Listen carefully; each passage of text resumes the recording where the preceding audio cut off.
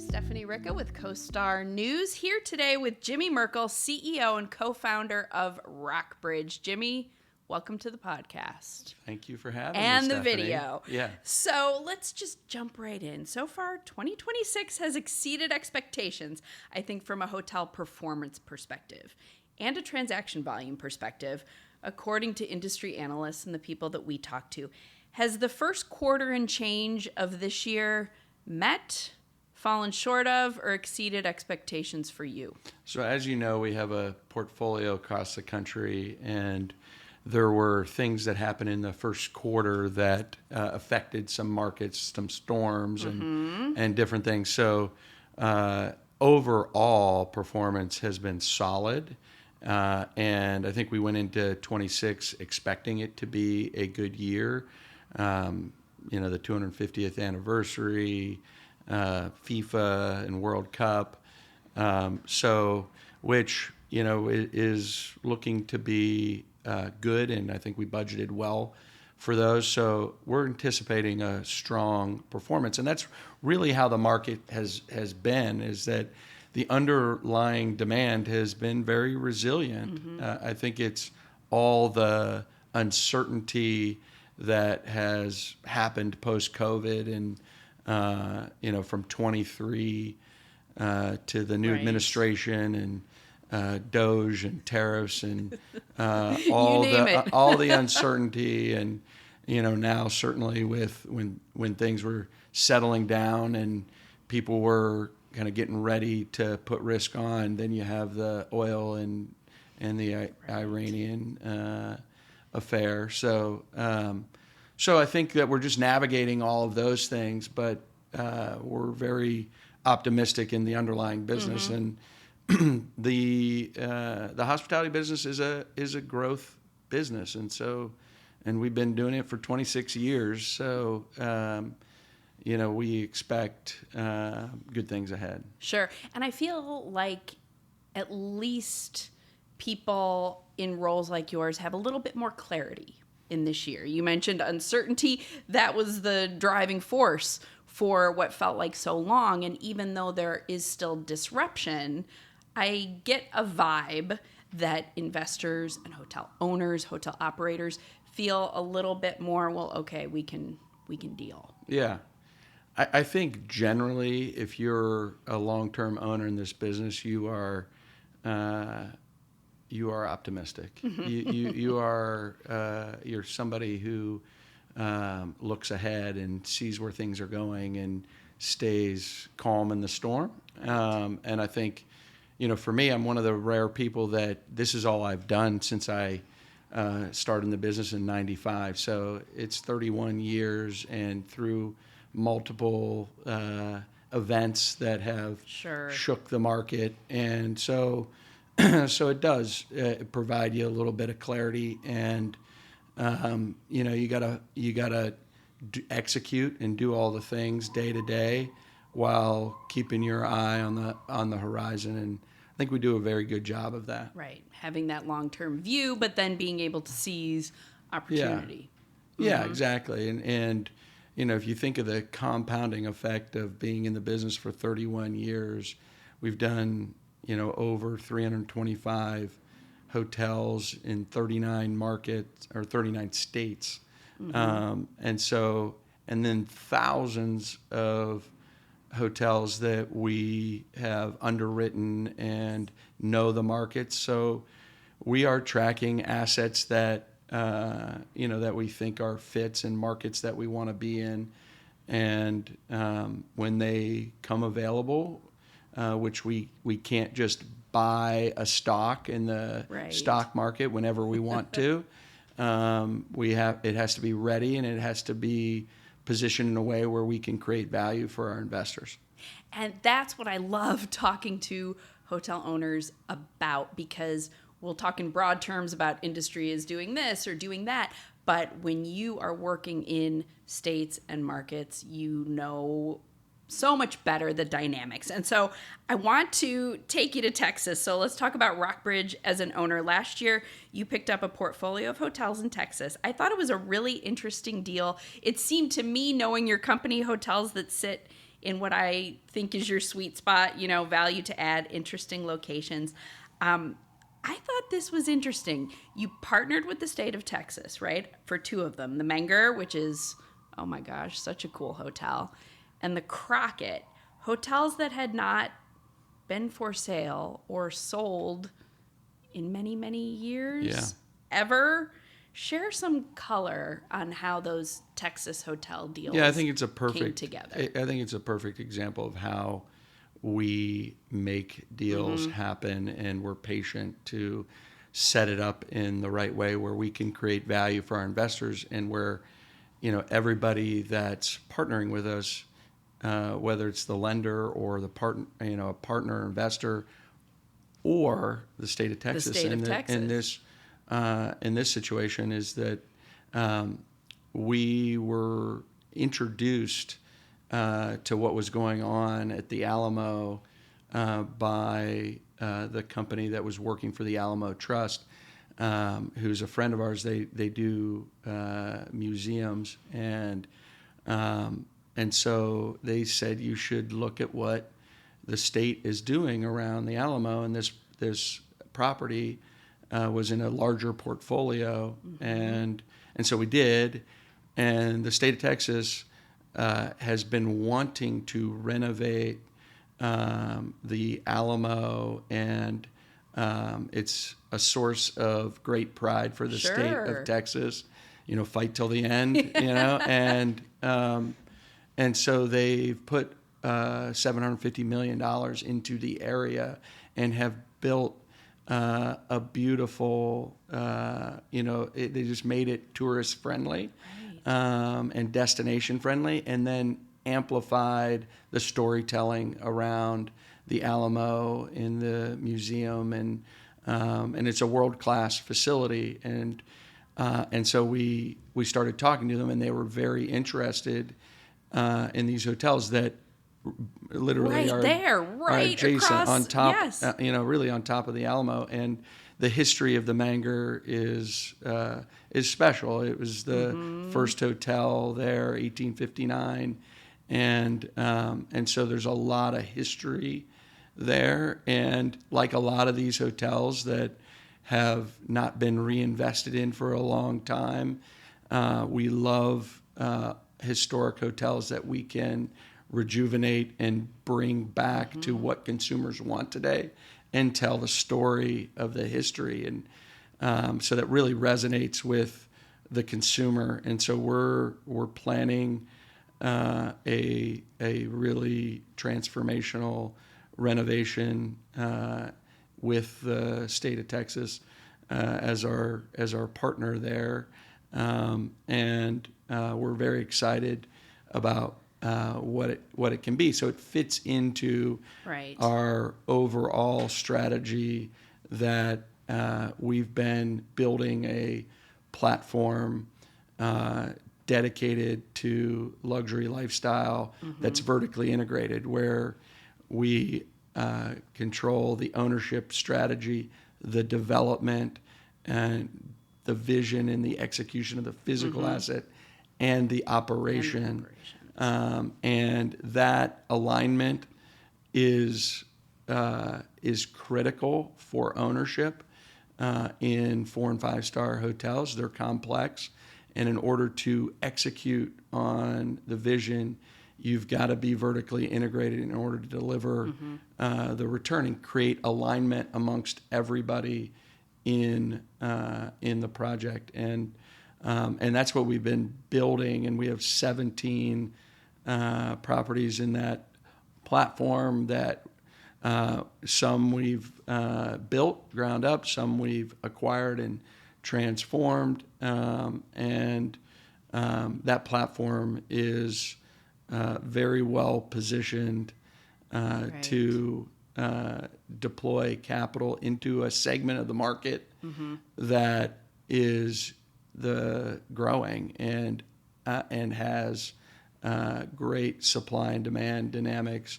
and complexity that we can bring our expertise and talent to deliver. So we see a lot of growth in the 4 and 5 star luxury lifestyle, what we call luxury lifestyle. And you've brought all those pieces together over the years with acquisitions, partnerships to get And vertical we integration. actually built that ground up, Right. and so we started really incubating the idea 15 years ago.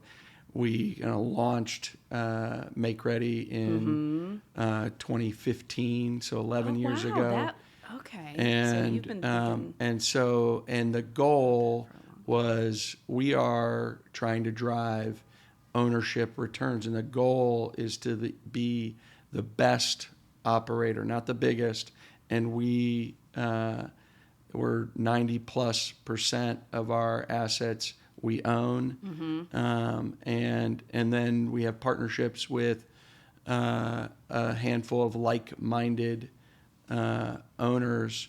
But the goal is to drive investment return, and so for investors that want to deploy capital into the 4 and 5 star independent luxury lifestyle segment, we are, if not the one of the best positioned platforms to do that. And that's not just, this is a good place to be, we're going to shift there.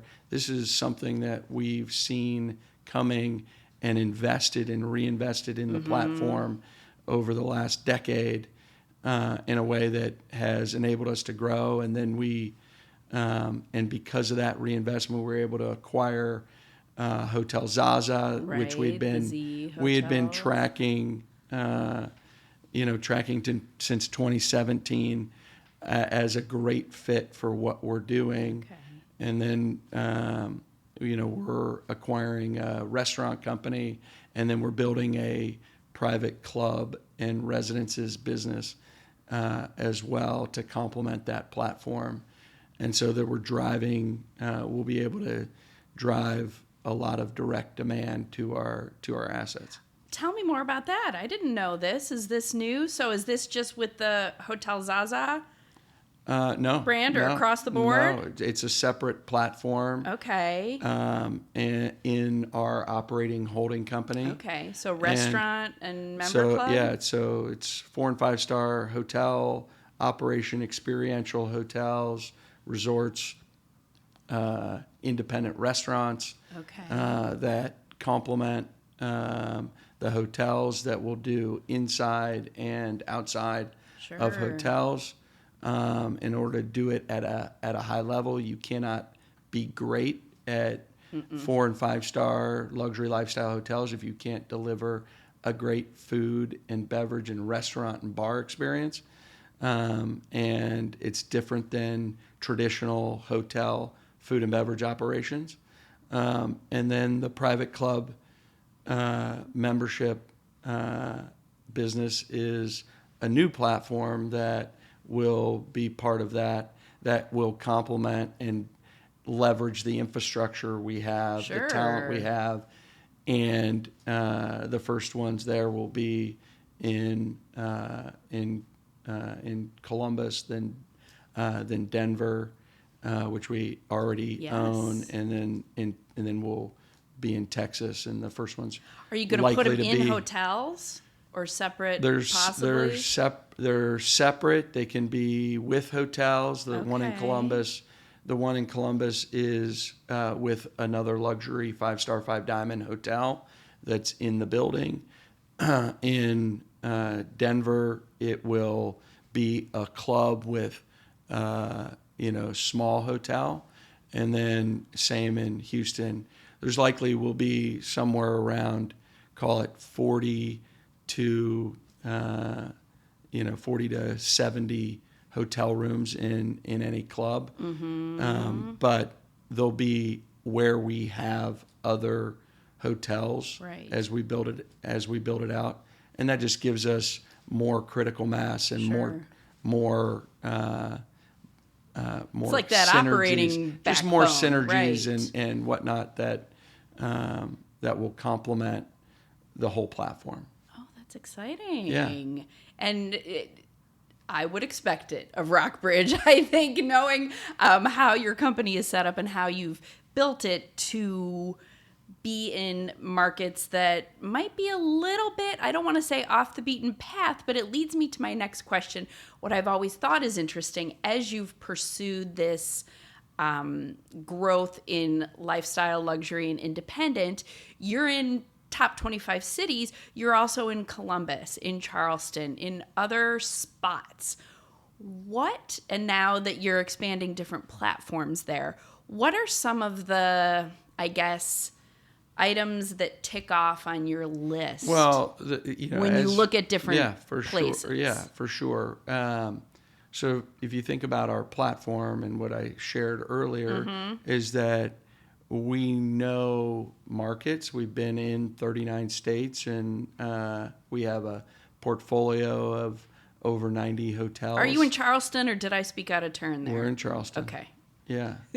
So Charleston, Nashville, Texas. San Antonio, right. Well, yeah, it's all over Texas. And Denver, Nashville, Charleston.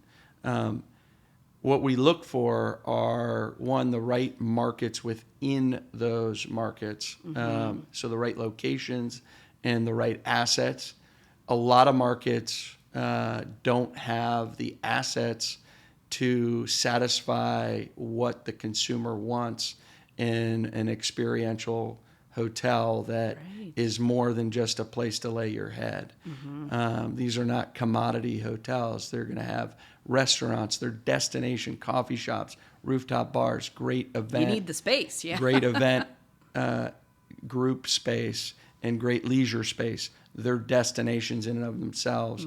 And that's what the consumer wants. You saw it, you see it in the data where the only segment last year that grew materially was the luxury segment. And we see that continuing as we go forward, and we see the consumer wanting more than just a place to lay their head, and they're willing to pay for it.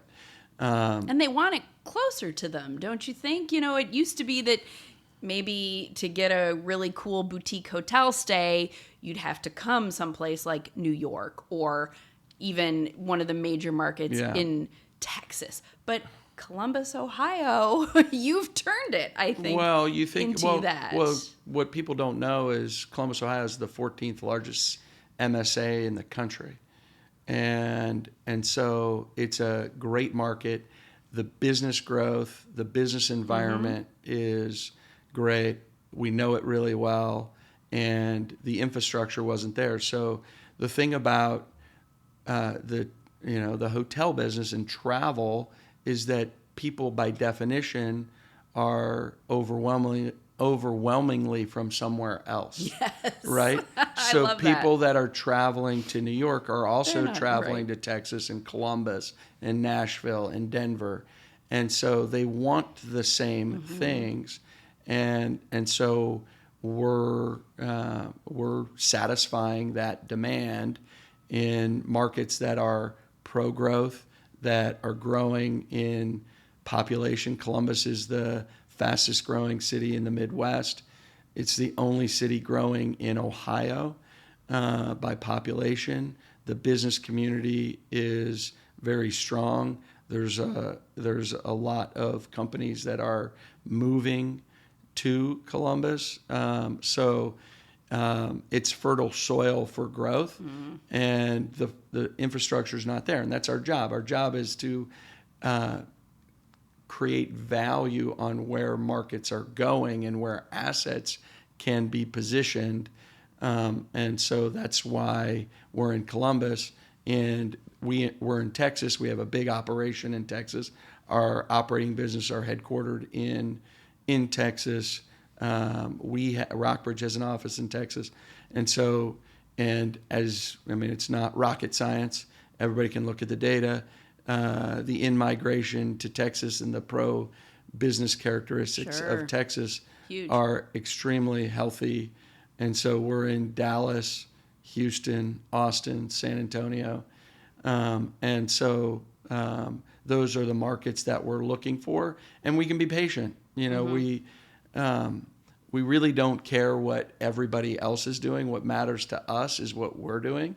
And what matters to our investors is that we're being selective and smart and thoughtful about where we're investing. And so we continue to try and do that. And there's plenty of opportunity out there. We believe in abundance, not in scarcity.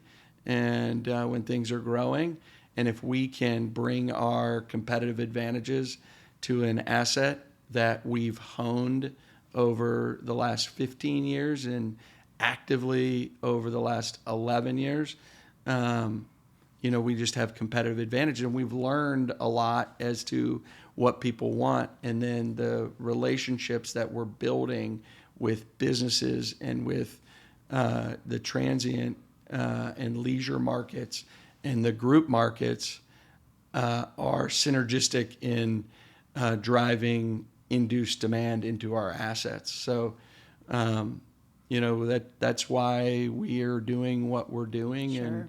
And targeting certain markets, but we're not going to do it unless the opportunity is right and that we can deliver the return to our investors. And that has provided us a lot of resiliency over the years and staying power. We're one of the few groups that have been a constant in the market, in hospitality and ownership and development and operations for the last 26 years. And we're better positioned today than we've ever been. And we're more focused today than we've ever been. And we see more opportunity than we've ever seen right now. So we're feeling really good about how we're positioned.